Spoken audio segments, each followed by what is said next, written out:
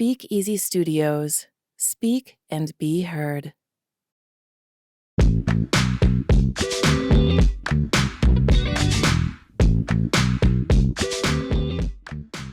Yo, this is Stephen Lee. And I'm Frank Jackson.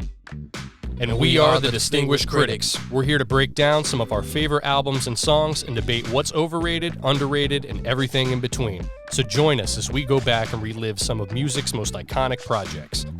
Give us a listen wherever you get your podcasts, and please remember to rate, review, subscribe, and give us those 5 stars. What's up, everybody, and welcome to another edition of The Big Short. I'm Stephen Lee, as always, joined by Frank Jackson, and today we are going to be discussing 2 of the biggest singles from 2008. That's right, we're talking about Lil Wayne's and Milli from his 6th album, The Carter 3, and Jeezy's Put On, featuring Kanye West from his 3rd album, The Recession. Frank, how you doing today, man? Good, back in the comfort zone, back in these now ancient times that made us so happy. High school. This is, in case you couldn't tell. ... So these 2 songs are kind of things that made it out of the era. Like, people still listen to this all the time. You got people that grew up and weren't around when this shit came out that are bumping it now, especially something like a Milli.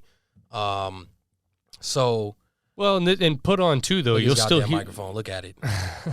Continue. Okay, yeah, it is. It's swaying on you a little bit, but even Put On. I mean, you go to any sporting event, it is one of those songs you're going to hear, much like a Milli, absolutely, where it's going to be blasting, and to somebody that was maybe, I don't know, 3 or 4 years old when that came out, maybe it forces you to go look into that and see, like, oh, what's that song? And it lives. Yeah, for sure.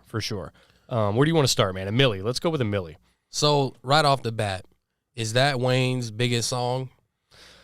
We had this discussion on the ride over here, me and my brothers, and honestly, I would say in terms of just pure reach, it's either this or Lollipop, both from the Carter 3, right? Oh, God. I mean, a song that fucking ruined hip-hop, yeah. But you can't deny its impact. No, you can't, unfortunately. That part.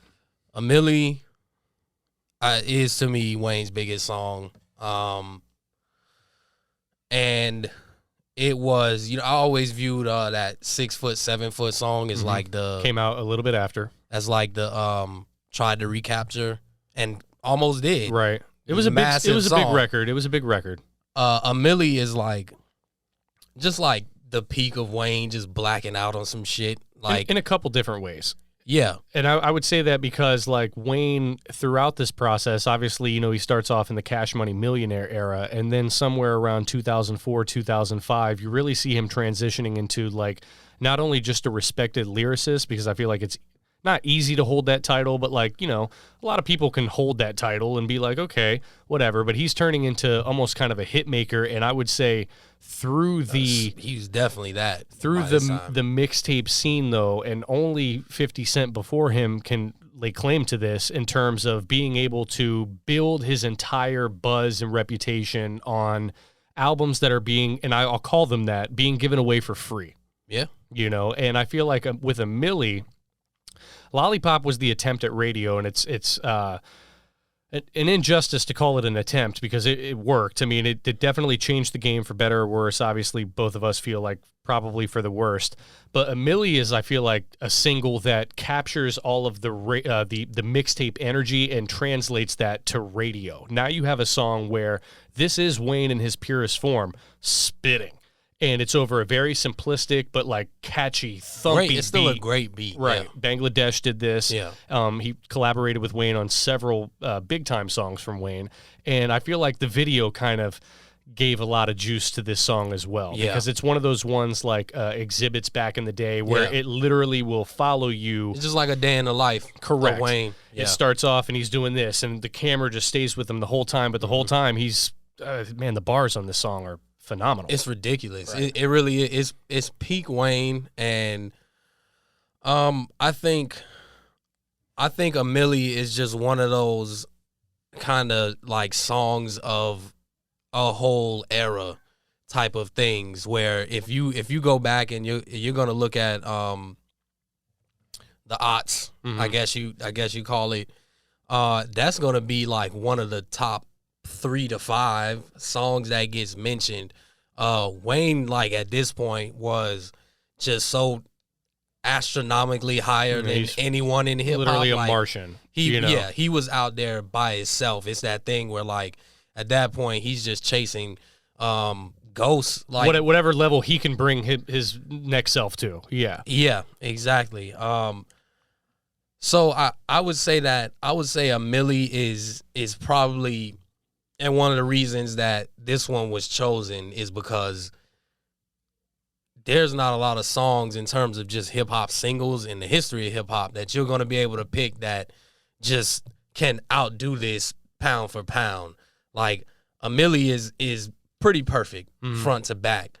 Well, especially for the artists that we're talking about. I think if you had given this beat to whoever else was big, not everybody could do it. You know, like they could have done okay on it. Maybe if you put T.I. on this in 2008, fine. But even then, yeah. right? Like this beat and this marriage of production from Bangladesh with Wayne, and again, encapsulating and showcasing and highlighting everything that he was at the time. And it's like, okay, here it is. Yeah. I do think that this is There were a few different versions to the song too, which was frustrating. And I don't remember. We used to, yeah. They all had the same beat. Mm-hmm. They all had, but things were different, lyric wise, slightly different. So it wasn't different verses, but maybe slightly modified. Yeah.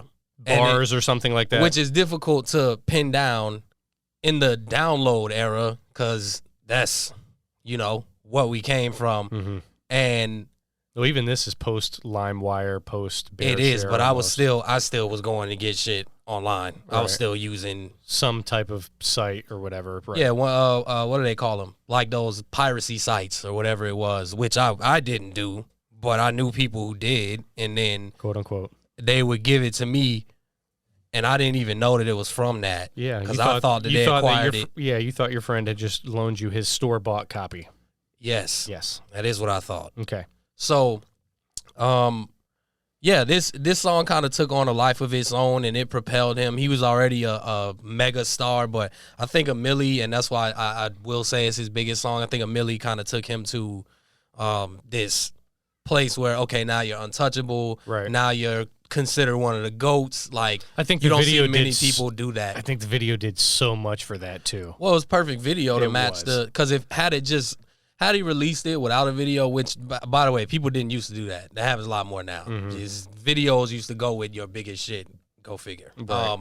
But had he just released it as just audio, it still would have taken off like crazy. But that video that accompanies it, yeah, agreed. Or he's literally changing outfits and going from this set to that set, and it just, again, man, it really showcased like how big he had become, because it had put an exclamation point, I think, on what he built up to that point. Become. Exactly, yeah. Exactly. Now, in contrast, you have an artist like Jeezy with Put On, right? And Jeezy was the biggest artist in the game, arguably, for I would say at least a year or two period, right? If we're talking about Thug Motivation 101, up there, like a tie for one type right? Thing. You have TM 102, and there's monster singles on this. So Jeezy was an established artist, and when I say that, I'm not saying that Wayne wasn't, but I can't wait to do TM 101. By the way, yeah, TM 101 is arguable top 4 trap music of all time, but we'll get to that at another point.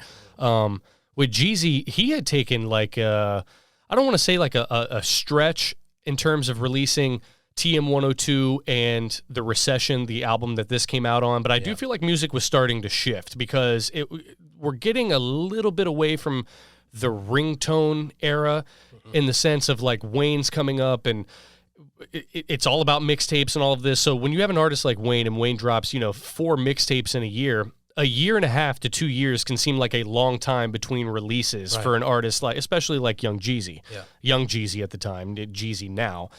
Put On was much different than any song or single that we had heard from him before this.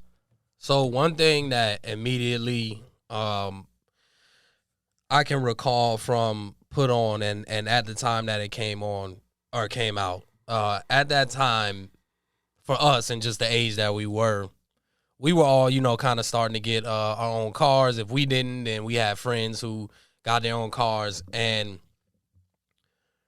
everybody had to have a system, right? Like I had one in the Civic. That's a given. Know? Like you don't even have a car if you don't have a system. Yeah. It's gotta have some thump to it. So this song was from the first 2 seconds. Just there it is. Yeah.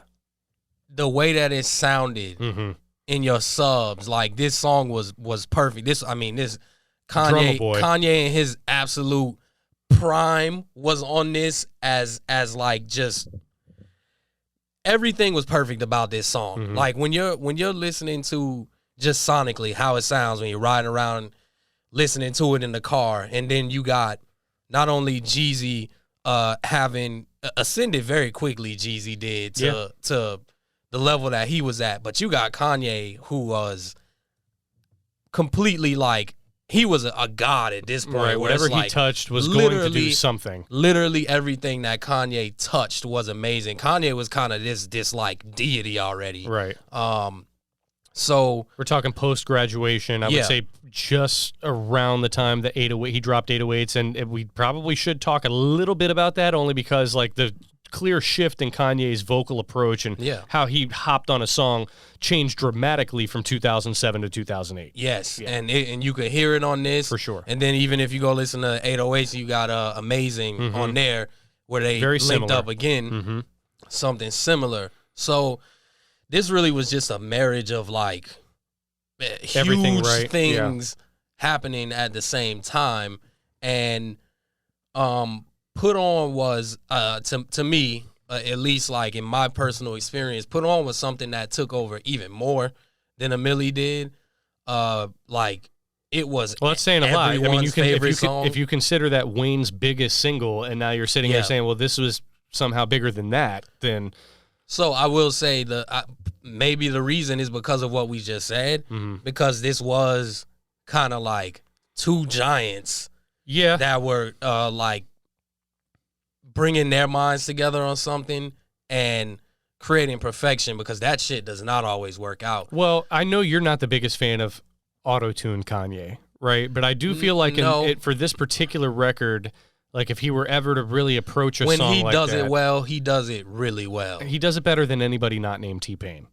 Yeah, well, missing T-Pain with those peasants. No, but you know what I'm trying to say. Like you got how many artists have tried to auto-tune is popping, let me jump on that. I mean, Wayne was trash at it. Yeah. Wayne is horrible with auto-tune. Horrendous. He seems to. All right, anyway. So I mean, Kanye was great. Like he had changed up his whole sound, but not in a way that made him whack. Even though I mean, you guys could go. You guys can go listen to my opinion. I'll give my opinions before on 808. But well, we're gonna do a deep dive on that project eventually too. But, but I've had it sprinkled throughout. You know, like I might not be the hugest fan of Kanye at that juncture, just because I felt like he was all whiny and emotional and shit. And for good reason. But yes. Yeah. Well. Okay. Anyway, I do feel like he was perfect on this. Absolutely perfect. Like Jeezy couldn't have had a better feature for this song than Kanye. Well, if he's going to do the stretch out auto-tune kind of singing vocals where it like he's kind of half rapping and then stretching out certain words, I feel like this Drumma Boy beat was perfect for that. He's not on an upbeat, more East Coast oriented or Chicago, what we're accustomed from Kanye. Like this is the type of beat where if you're going to do that, I feel like it works. It goes hand in hand. And important to note, like nobody got outshined on this at all. Like Jeezy held it down, and I feel like Kanye at that time deserves more credit across the board. Period. Well, and then as a rapper, you know how the whole even at that time, still the Southern shit was still happening. Very much like so. If you're a Southern rapper, then it's like, well, it's not hip hop, but it's cool to dance to in a club or something. It's like, no, these dudes are rappers. They can actually spit. So Jeezy definitely wasn't getting his credit in that regard. As a hit maker, he was, and that's what pays the bills. But he was a better rapper than people gave him credit for. Kanye did not shit on him on this song, and I would argue that the whole song was built and made by Jeezy, and then Kanye just put that perfect cherry on top, because he comes in at the very end, and then it's just like, oh, we're about to take this to another level. That's exactly how. But in order for that to happen, Jeezy had to be engaged with the record as it is to begin with. It's like it's already an anthemic song, exactly. So where do you fall then? So at the end of the day, this is about more than just personal preference, because as a personal preference, Put On is for me like the pretty easy winner. Okay. But it's about more than that, right? It's about the impact. It's about the artist. It's about where it propelled them to. Is it a sound of the time? Like all of this stuff, right?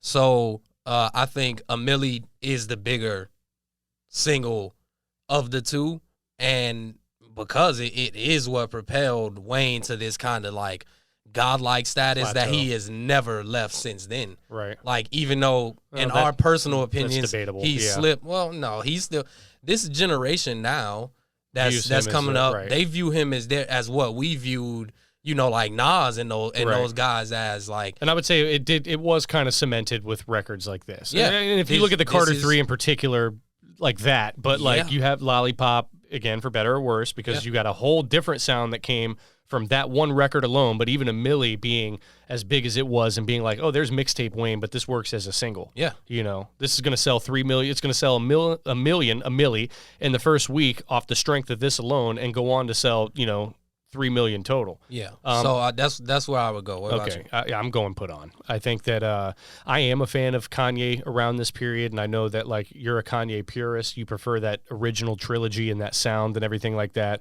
And I'm not tying my pick directly to that, but I do love Kanye on auto-tune, right, under the right circumstances. And I think that Jeezy has always been one of those rappers where now that we're in 2023 and we're talking about trap music, somehow people mention Future and Gucci and even Ross and all of this, and I feel like Jeezy deserves a little bit more credit, and this is one of those songs where it's like, this might be his biggest song. Like, it like just in terms of far-ranging reach, because you could go to a basketball game, a hockey game, whatever it may be, you're going to hear this song, and it's not about just what's bigger, but I enjoy this record so much. You know, I feel like it is a perfect song. Jeezy and Kanye, very strange and unorthodox type of pairing that surprisingly has worked on a couple songs. And I think that this is the apex of that. So as much as I got to give credit to Wayne for really finding a song that could drive his biggest album and still keep that mixtape feel, just in terms of pure listenability, I got to go with Jeezy and Kanye. All right, so there it is. There it is. Let us know what you guys think, and until then, see ya.